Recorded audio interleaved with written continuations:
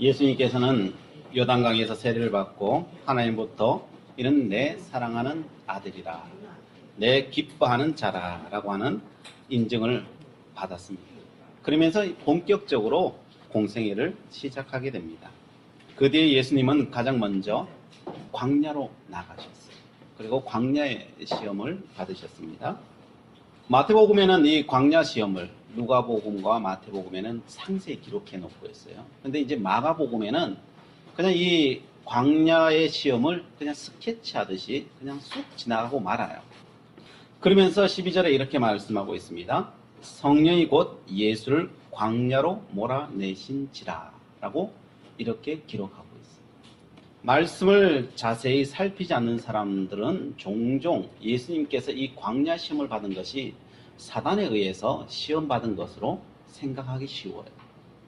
그런데 마가복음에는 여기에 대해서 분명히 이야기하고 있어요. 예수님을 광야로 몰아낸 주체가 누구냐? 이게 사단이 광야로 몰아낸 게 아니라 누가 몰아냈다고 되어 있어요? 성령께서. 성령 하나님께서 친히 광야로 몰아내 가셨다라고 기록하고 있습니다. 우리는 이 사건을 통해 사단의 시험이다라고 하는 것도 뭐 그렇게 틀린 말은 아니에요. 틀린 말은 아니지만은 정말 주체는, 이 모든 사건의 주체는 여호와 하나님이시다는 거예요. 그리고 성령 하나님께서 이 모든 것을 지금 주도하고 계신다는 거예요. 그 도구로 쓰임받은 게 누구라고요? 도구로 쓰임받은 게 사탄이에요. 사단. 결국은 사단 위에 하나님이 계시고 사단도 하나님의 손안에 있을 뿐이에요. 세상이 사단의 뜻대로 다 이루어가는 것처럼 겉으로는 보일지 모르지만은 그러나 하나님의 계획하심과 그 역사하심 속에 다 있다는 것입니다. 과거에 예수님을 광야로 인도하셨던 그 성령 하나님께서는 또한 우리들과 함께 하셔요.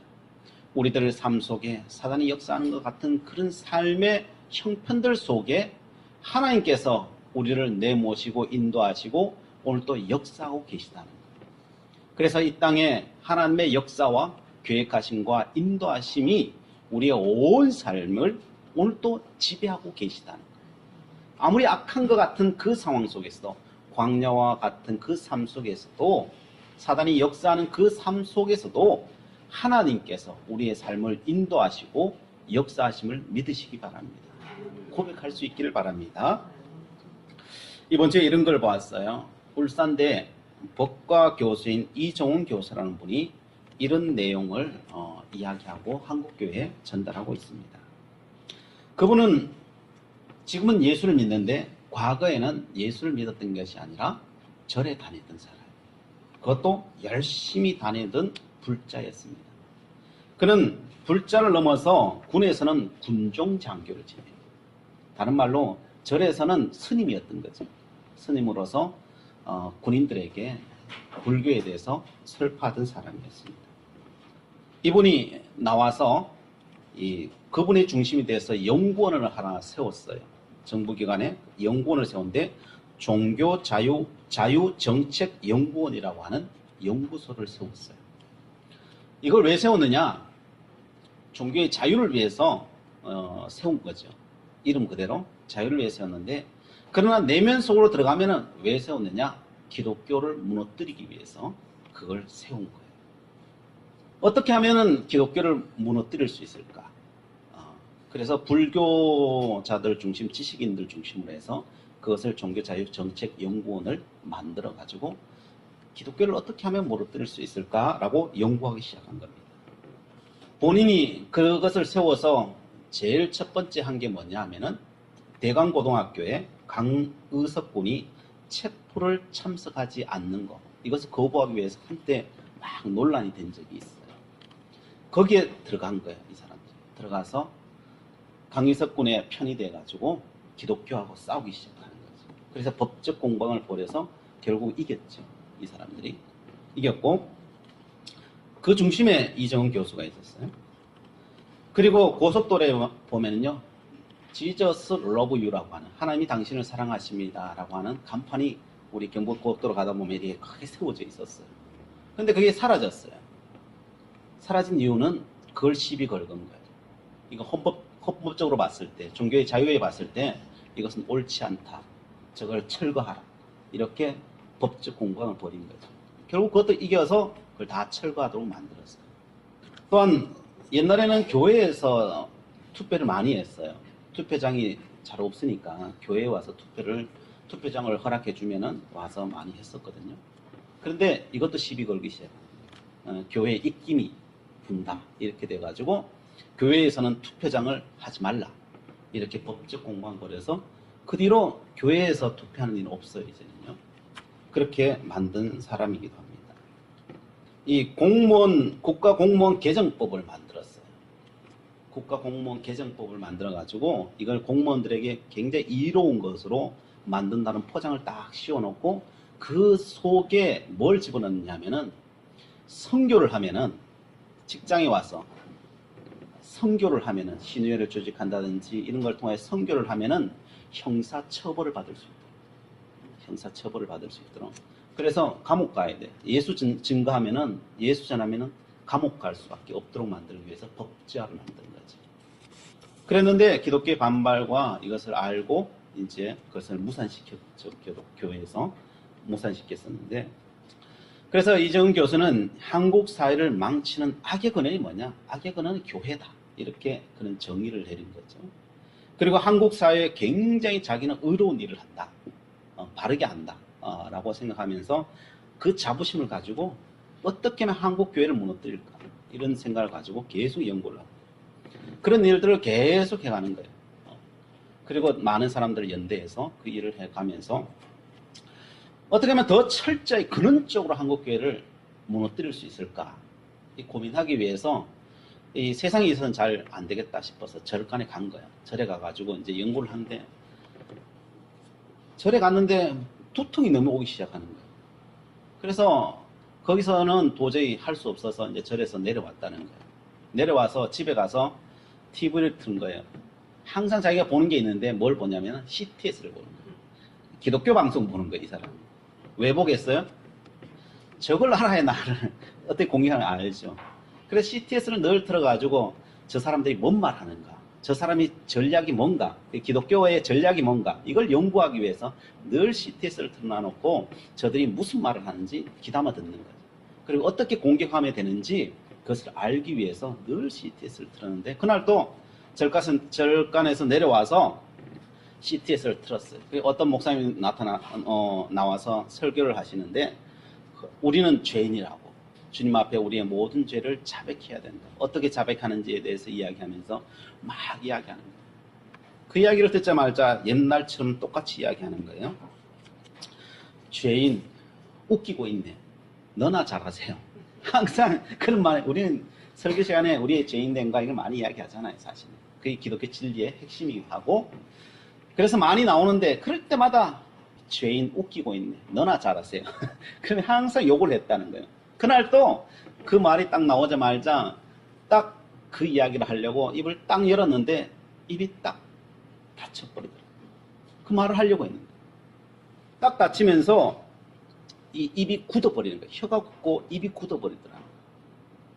그러면서 이게 마치 그때 그 느낌은 번개가 팍 쳐서 자기를 내리치는 것 같더라고요.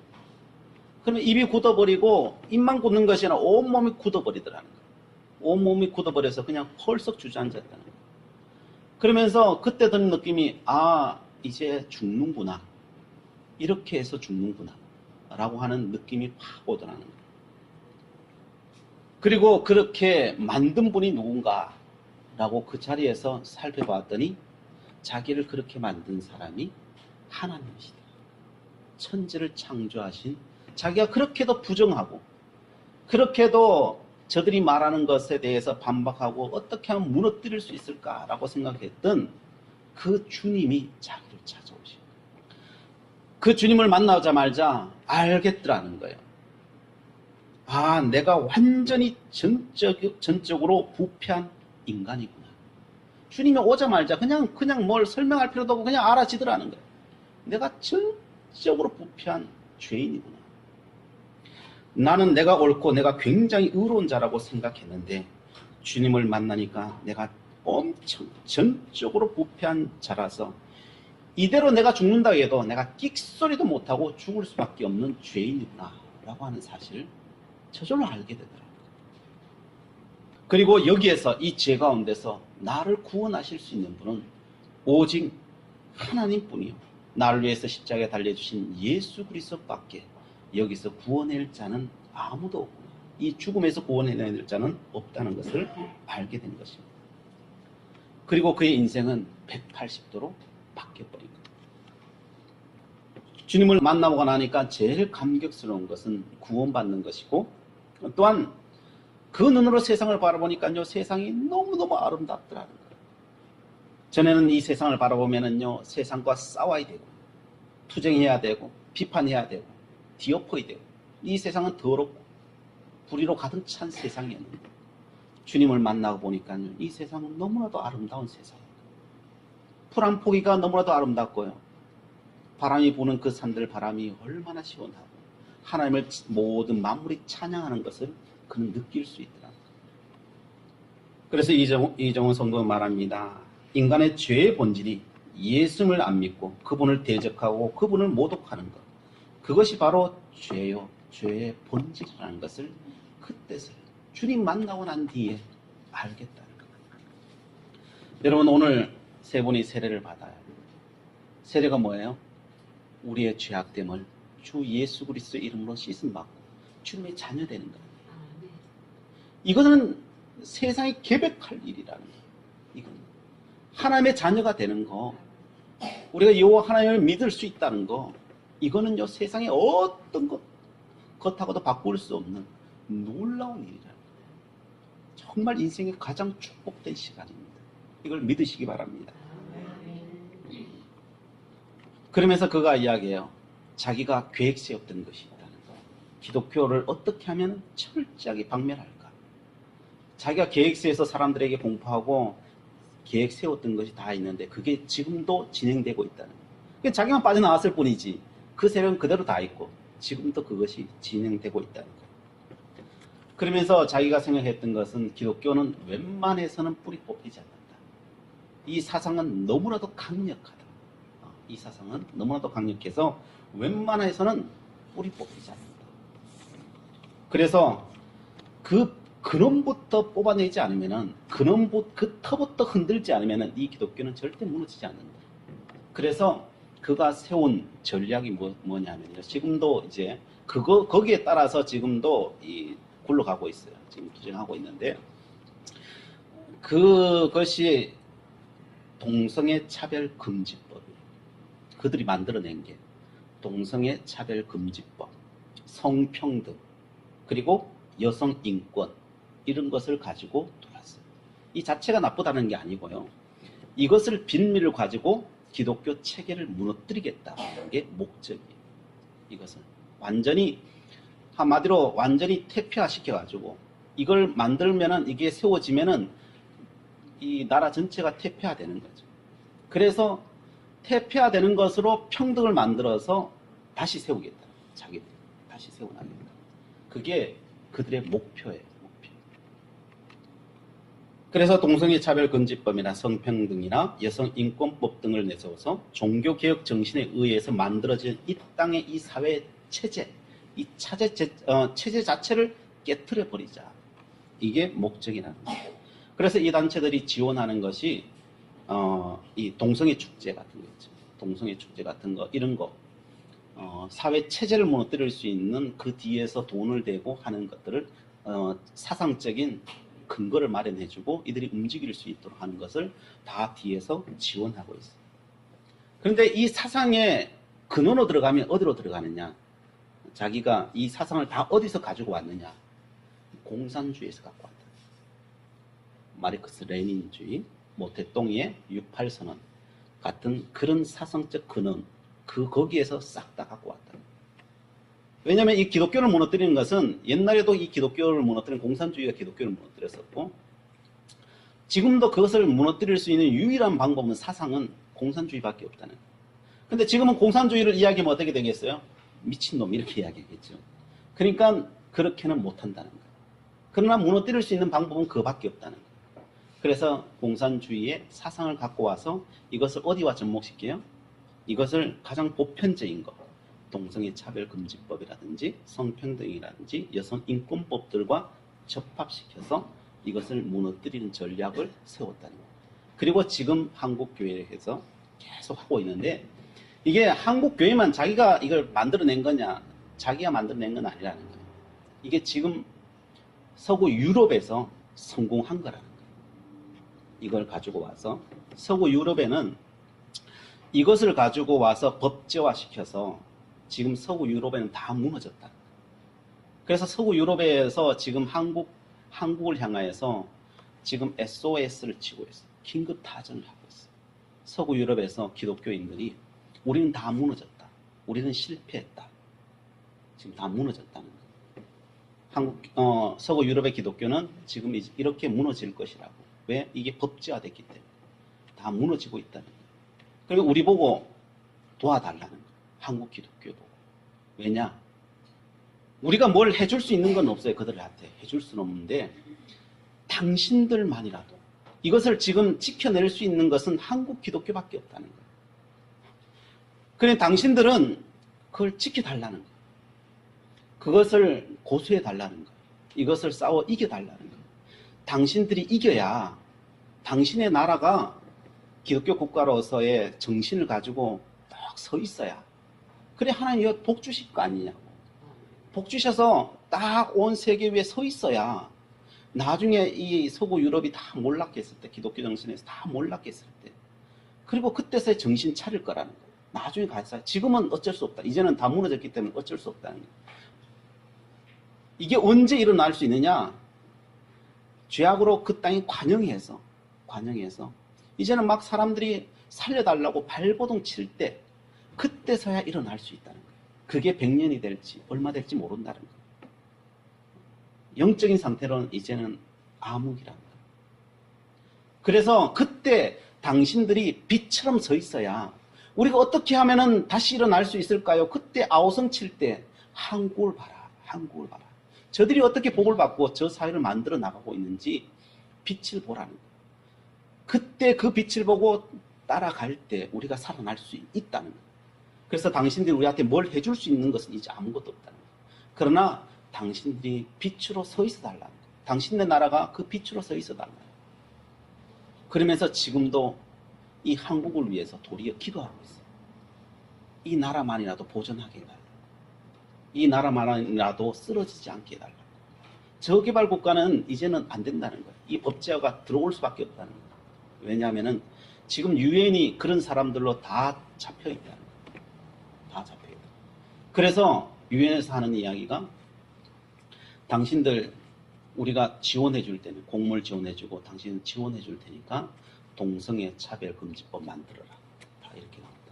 그러면은 저개발 국가들은 지금 유엔을 통해서 그게 다 먹혀 들어가는 거는 순식간에 먹혀 들어간다.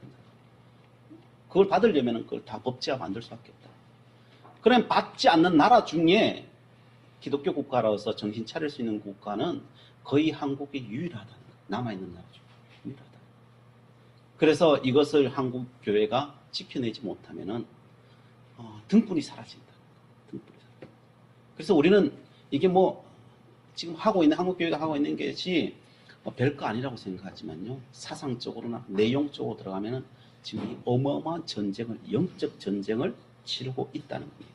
그것을 만든 사람이 하나님이 불러가지고요, 기독교인을 만들고 하나님을 알게 하고 거기에서 그래서 다 불게 만드는 거예요. 지금 어떻게 지금 기독교가 공격당하고 있는지. 기독교는 공격당하고 있는데도 불구하고 공격당하는 줄도 모르고 그냥 그렇게 당하면 도리어 기독교인들이 거기에 편들고 있고, 이런 상황이 지금 일어나고 있다는 것입니다. 자, 뭐 여기에 대한 더 자세한 내용은 제가 한번 차양예배, 이 시간에 말씀드릴 수는 없고 차양예배 시간에 한번 말씀드리겠습니다. 다시 본문으로 돌아와 보겠습니다. 성령 하나님은 지금도 우리 가운데 역사하시며 우리를 진리의 길로 인도하고 계십니다. 어떤 상황 속에서라도 하나님께서는 이 땅의 사람을 구원하시기를 원하시고, 그 옛날 사도 바울을 통하여서, 박해하던 그 사도 바울을 통하여서 이스라엘 구원하고 이방인을 구원했던 것처럼 하나님은 오늘도 진리 가운데 우리의 삶 가운데 인도하고 계십니다. 진리의 길로 하나님께서 인도하시는데 하나님께서 우리를 어디로 보내시는가? 광야로 보내고 있습니다. 우리가 마가복음을 통하여 지금 계속 보고 있는 게 하나님은 다 사람들 어디로 보내고 있어요? 다 광야로 보내고 있어요. 다 광야. 왜 광야로 보내는 겁니까? 조금 전까지만도 예수님을 향하여서 너는 내 사랑하는 아들이라 내가 너를 기뻐하노라 그렇게 사랑하고 기뻐하는 그 아들인데 그 아들을 어디로 보내버려요? 광야로 보내버리더라고요. 세례 받자마자 광야로 보내버리더라고요. 그것도 하루 이틀도 아니고 40일 동안. 40이라고 하는 숫자는 죽음의 숫자. 그 광야에서 40일이 있어버리면 죽어요. 우리 물 먹고도 금식하는데 40일 하면요. 그래서 죽는 사람이 얼마나 또 많아요, 사실. 그런데 물도 안 먹고 오직 40일 있다는 것은 불가능한 거죠. 그런데 하나님께서 그 광야로 보내십니다. 그 광야로 왜 보내십니까? 그 광야를 통해서 하나님을 만나기 때문에. 바로 그 광야의 자리에서 모든 것을 다 버린 그 자리에서 하나님은 찾아오시기 때문에. 세상의 것 다 붙들고 하나님을 만나기가 쉽지 않아요. 다 버린 자에게 하나님께서 찾아오시기 때문에 그래요. 그 광야는요, 자기 자신을 만나는 자리예요. 우리는 자기 자신을 너무나 잘 안다고 생각해요. 이정훈 교수처럼 자기는 세상의 가장 의로운 일을 한다고 생각해요. 그 자기 자신을 잘 알고 있었던가요? 모르지요. 자기가 가장 죄악된 사람인 것을 자기는 몰라요. 다 그렇게 살아가고 있어요. 하나님을 만나지 않으면 자기 자신을 몰라요. 하나님 말씀 앞에 서지 않으면요, 자기 자신을 죽었다 깨어나도 몰라요. 광야는요, 짧은 시간이지만 전 인생을 경험하는 시간. 그 짧은 시간이지만 전 인생을 경험한다니까요. 노르망디 상륙작전이 일어났어요. 젊은이들이 총알과 포탄이 터지는 해변에서 그 상륙해서 그 고지를 향해서 막 달려가기 시작해요. 포탄과 뭐 총알 세례가 막 빗발쳐 오죠. 그 옆에 있는 동료들이 그냥 막 추풍 낙엽처럼 막 쓰러져 가는 거예요. 그러니까 허벌판 그 해변에 그냥 쏟아져 나오니까요. 그 총을 쏘면요 다 죽지 않아요. 안 죽을 사람 어디 있겠어. 그런데 그걸 뚫고 나가야 돼요. 옆에는요 죽어나가는 사람이 어마어마하게 자기 동료들이 막 죽어나가요. 그런데도 불구하고 뒤를 돌아볼 수 없어요. 돌아볼 시간이 없어요. 옆에 폭탄이 터지죠. 자기가 가야 될 길은 저기죠. 그래서 막 달려나가요. 울 시간조차 거기는 없어요. 뭐 걱정하고 울 시간 전혀 없어요. 그냥 겁에 질려서 총을 쏘면서 그냥 목표 총도 제대로 못 쏘죠 사실. 뭐 어디를 향해 쏘는지도 모르고 그냥 목표를 향해 달려갈 뿐이에요. 나중에 상륙작전이 성공을 했습니다. 어떻게 이루어졌는지, 내가 왜 여기 와 있는지조차도 생각이 안 나요. 그리고 고지에 서서 한 청년이 이렇게 말합니다. 이제야 내가 인생을 알겠다. 라고 하죠. 내가 이제야 인생을 알겠다. 그 짧은 시간이, 그 지나간 사이에 자신이 어른이 되어 있더라는 거예요. 조금 전까지만 해도 청년이었고, 그냥 징징거리는 아이였어요. 그 짧은 거리를 달렸는데, 그 몇 메터 안 되는 짧은 거리를 달렸는데, 자신이 어른이 돼 있다. 이게 뭐예요? 이게 광야예요, 광야. 광야는 짧은 시간이지만 그 시간을 지나지만은 그곳에서 바로 어른이 되는 시간이에요. 어른이 되는 시간. 성령이 예수님을 광야로 몰아가신 이유가 여기에 있습니다. 광야는 결코 만만한 곳이 아닙니다. 날마다 시험거리가 도사리가 있고요. 그러나 그 시험을 통과하면은 오늘 성경이 뭐라고 되어 있어요? 천사가 수종드는 곳. 천사가 수종드는 곳. 그것이 바로 광야라는 거예요. 오늘날 광야는 어디 있겠습니까? 어떤 분은 하나님과 대면하여 기도하는 곳이 광야일 거예요. 어떤 분은 내 직장이 광야일 수도 있습니다. 직장 생활이 만만한가요? 결코 만만하지 않습니다. 전쟁터가 따로 없습니다. 바로 그것이 광야예요. 어떤 분은 가정이 광야예요. 행복하자고 만들어 놓은 가정인데 그 가정이 이게 행복만 있는가요? 이 어떤 집들은 전쟁터예요. 전쟁. 한시도 편한 날이 없습니다. 어떤 분은 캠퍼스가 광야입니다. 공부하는 게 전쟁이에요. 이제 수시 시험도 이제 시작됐죠. 이제 뭐 치열한 경쟁이 일어나고 이게 완전 전쟁이죠. 그럼 대학 가면 끝인가요? 대학 가면 끝이 아니에요. 그때부터 무슨 전쟁이 일어나요? 직장 전쟁. 이게 시작됐죠. 대학 공부는 뒷전이에요. 어떻게 하면 취직할 수 있을까? 이 전쟁, 이 광야의 삶입니다. 이번 주에 어떤 성도님이 만났습니다. 신앙생활 하는 게 전쟁이라는 거죠. 그렇죠? 어떤 교회는 와서 신앙생활 하는 게 전쟁이야. 이 땅 자체가 전쟁이야. 교회도 사람이 모인 공동체라서 수많은 일들이 일어납니다. 거의 전쟁 수준입니다. 이분에게는 교회가 광야예요. 우리는 이 광야의 전쟁을 치르면서 어떤 생각을 해야 되겠습니까? 이 광야가 하나님을 만나는 장소인 줄 믿으시기 바랍니다. 다른 어떤 사단이 우리를 거기에 끌고 가는 게 아니라는 거예요. 누가 끌고 갔다고요?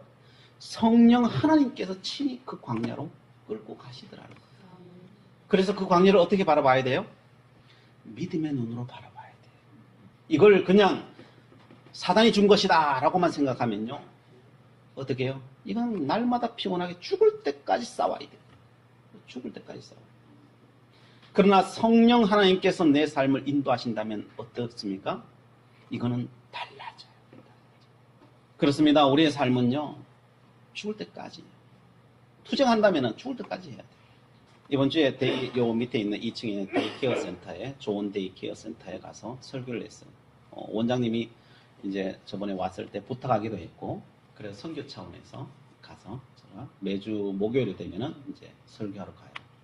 저번 주에 설교를 갔는데 그분들하고 이야기하면서 거기 있는 할머니 할아버지에게 이야기했습니다. 이 정도 연세 드셨으면은 이제 전쟁 같은 건 없지요? 라고 물었어요. 뭐라고 대답했을까요?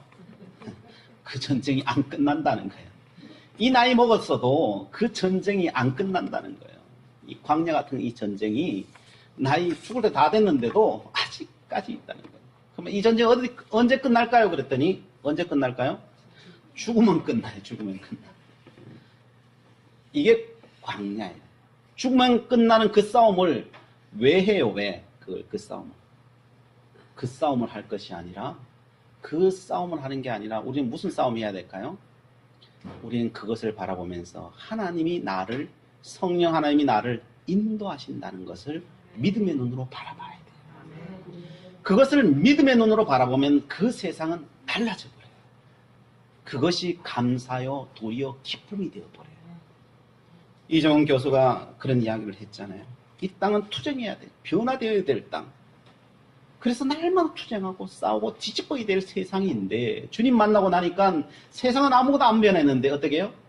가장 아름다운 곳으로 변해요. 투쟁해야 될 곳이 아니라 서로 사랑해야 될 곳이 되어버리는 거죠. 정작 변해야 될 것이 세상이 아니라 자기 자신이었음을 깨닫게 돼요. 누굴 만나면요? 하나님을 만나면은 깨닫게 되는 거예요. 그걸 어디서 알았다고요? 광야에서. 그 짧은 시간, 그 광야에서 성령 하나님께서 내몰시고, 거기에서 성령 하나님과 만남이 이루어지고, 그곳에서 하나님의 그 나라를 바라보게 된 거죠. 그리고 자기 자신이 변화된 것이죠. 우리는 광야에서 날마다 살아갑니다. 이 광야에서 무엇을 보아야겠습니까? 광야의 삶이 우리가 다가오면 다가올수록 무엇을 봐야 되겠습니까? 세상을 그냥 있는 그대로, 느껴지는 그대로가 아니라 하나님의 말씀을 가지고 바라봐요. 하나님의 말씀의 안경을 가지고, 믿음의 안경을 가지고 세상을 바라보면 달라질 줄 믿습니다. 그리고 그렇게 고백하는 삶에게 하나님께서 복을 주실 줄 믿습니다. 그러므로 그 성령 하나님이요, 우리의 삶을 친히 인도하실진데, 하나님께서 인도하심을 알고 믿음의 눈으로 바라보게 하시고 고백하게 하시고 찬양하는 인생이 다 되실 수 있기를 간절히 주님의 이름으로 축원드립니다. 기도하시겠습니다. 사랑의 하나님, 성령 하나님께서 예수님을 광야로 친히 인도하셨음을 보았습니다. 우리의 인생도 인생의 광야로 인도하고 계심을 믿습니다. 모든 것을 하나님의 약속과 그 이루심의 역사를 볼 수 있게 하시고 고백하게 하시고 진이 우리의 인생을 복되게 인도하여 주시옵소서. 예수 그리스도의 이름으로 기도드리옵나이다.